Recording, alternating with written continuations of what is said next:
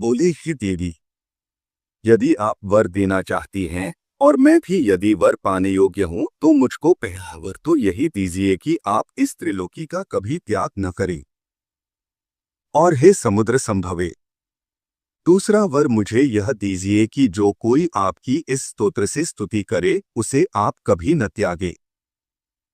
श्री लक्ष्मी जी बोली, हे देवश्रेष्ठ इंद्र, मैं अब इस त्रिलोकी को कभी न छोड़ूंगी। तेरे स्तोत्र से प्रसन्न होकर मैं तुझे यह वर देती हूँ, तथा जो कोई मनुष्य प्रातःकाल और सायंकाल के समय इस स्तोत्र से मेरी स्तुति करेगा उससे भी मैं कभी विमुख न होंगी।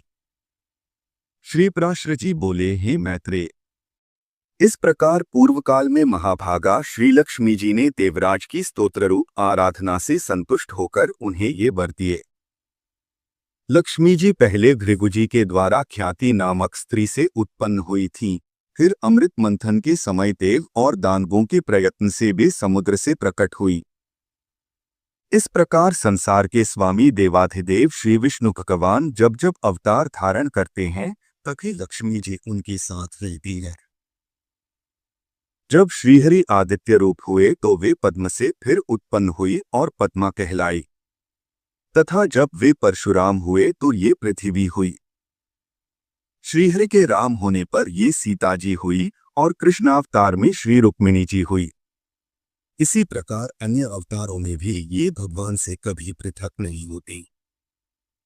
भगवान के देवरूप होने पर ये दिव्य शरीर धारण करती हैं और मनुष्य होने पर मानवी रूप से प्रकट होती हैं। विष्णु भगवान के शरीर के अनुरूप ही ये अपना शरीर भी बना लेती हैं। जो मनुष्य लक्ष्मी जी के जन्म की इस कथा को सुनेगा अथवा पढ़ेगा उसके घर में वर्तमान, आगामी और भूत तीनों कुलों के रहते हुए कभी लक्ष्मी का नाश न होगा। हे मुने, जिन घरों में लक्ष्मी जी के इस स्तोत्र का पाठ होता है उनमें कलह की आधारभूता दरिद्रता कभी नहीं ठहर सकती। है ब्रह्म, तुमने जो मुझसे पूछा था कि पहले भृगुजी की पुत्री होकर फिर लक्ष्मी जी क्षीर समुद्र से कैसे उत्पन्न हुई, सो मैंने तुमसे यह सब वृत्तांत कह दिया।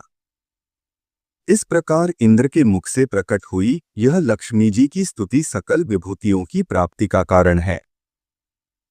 जो लोग इसका नित्य प्रति पाठ करेंगे उनके घर में निर्धनता कभी नहीं रह सकेगी। इसी श्री विष्णु पुराणे प्रथमेशे नवमोध्याय। तो आज की वीडियो में बस इतना ही। अगर आपको ये वीडियो पसंद आया तो इसे लाइक